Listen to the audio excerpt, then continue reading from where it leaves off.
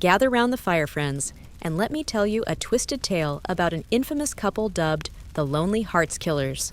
The year was 1949. World War II had just ended, yet a dark cloud still hung over the country. Many women found themselves devastated, their husbands, fathers, brothers, gone. Some left widowed with children in tow, struggling to stay afloat. Others were simply alone, abandoned by men who never returned from the battlefield. These women were vulnerable, desperately seeking companionship and a second chance at love.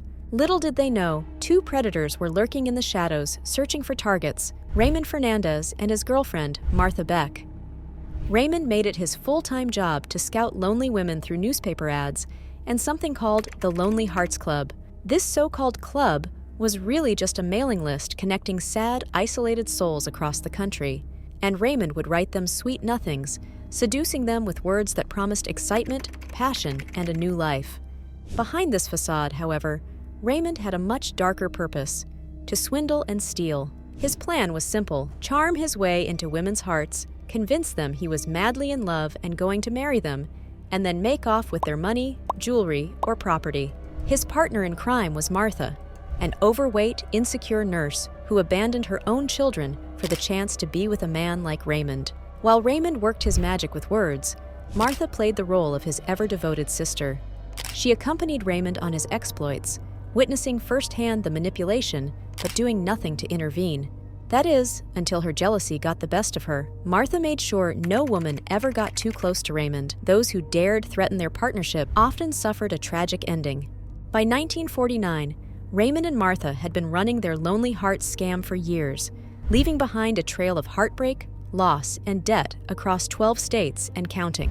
That year, two women became unsuspecting pawns in Raymond and Martha's dangerous game: Janet, a 60-year-old devout Catholic and widow from Albany, still longing for a second chance at love, and Delphine, a lonely, impressionable widow and mother struggling to make ends meet in Michigan. In the fall of 1948, Janet learned of the Lonely Hearts Club from a friend at church. Desperate for connection, she signed up immediately. For months, she waited anxiously for a response. Finally, just after Christmas, she received her first letter from a Mr. Charles Martin. Charles presented himself as a businessman who split his time between America and Spain. He wrote beautifully of travels overseas and of running a successful importing company. Over the next few weeks, his letters grew more passionate. He claimed to have never felt such a spiritual connection with another woman. Soon, he began speaking of marriage and a life together. Consumed by longing, Janet invited Charles to visit her in Albany.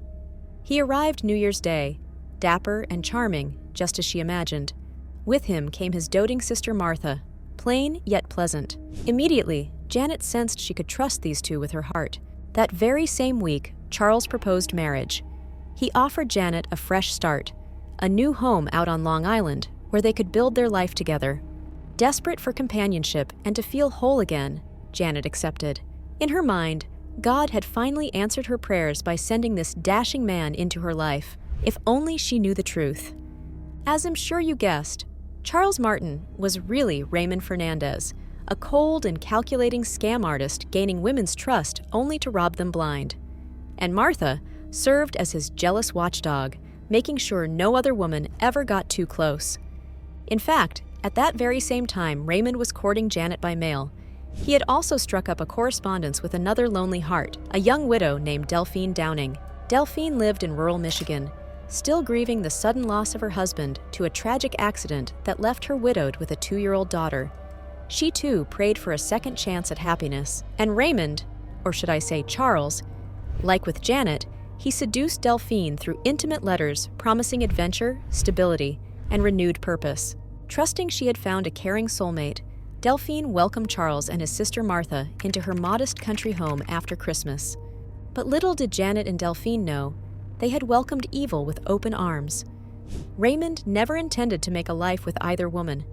His sole purpose was to exploit them for personal gain before vanishing into thin air. Over the coming weeks, Raymond skillfully continued weaving his web of lies and manipulation to gain these women's confidence. Soon, he convinced both Janet and Delphine to sign over their assets, property, cash, and jewels, allegedly to help build their new lives together. The cold-blooded acts they unleashed next would leave their communities shaken for years to come. As January 1949 crept forward, Raymond and Martha continued living their deceitful double lives with Janet and Delphine.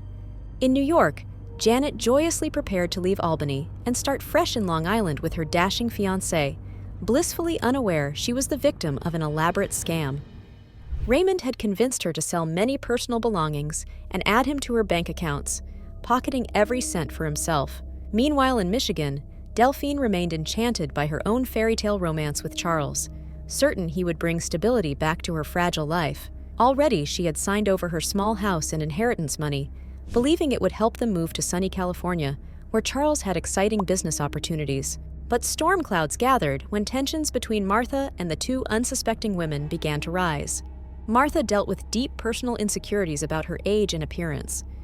She feared Janet and Delphine threatened her exclusive, intimate relationship with Raymond. Her jealousy raged as she witnessed Raymond charming and manipulating these women, pretending to love them as part of his deceitful ploy. Martha seethed, watching him slip into their bedrooms late at night, maintaining his facade right until the end. The situation finally exploded mid-January, when Janet discovered disturbing cracks in Raymond's story that left her to question everything. One night before bed, she caught sight of Raymond removing his hairpiece, only to realize he was actually far more bald and disheveled underneath, and not who he claimed to be. Shocked by his true identity, Janet immediately confronted him. Enraged his scam was unraveling, Raymond told Martha to keep Janet quiet at all costs. Consumed by fury and envy, Martha attacked Janet brutally with a hammer until she collapsed unconscious. Then together, Raymond and Martha strangled her until she stopped breathing for good. The pair then stuffed Janet's body in a trunk and started plotting their escape to Delphine's house in Michigan. But little did they know, young Delphine had also grown suspicious when she overheard strange arguments through thin walls.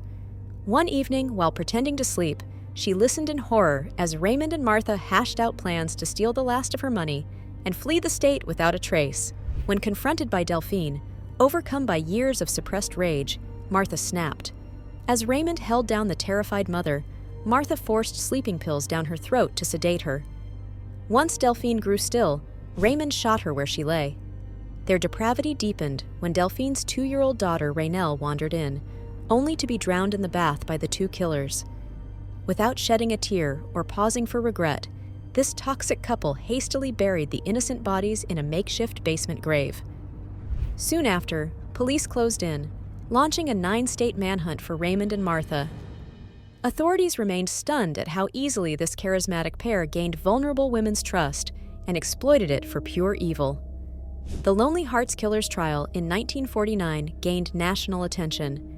Headlines sensationalized how Raymond seduced and swindled over 20 women across America alongside his ruthless female accomplice Martha. Prosecutors painted a haunting picture of manipulation, jealousy, and malicious preying on vulnerable, trusting women. The broken circle was finally closed on March 8, 1951, when both Raymond and Martha were put to death in the electric chair for their horrendous crimes. Raymond proclaimed his love for Martha right until the end, showing no remorse for the wake of devastation they left behind.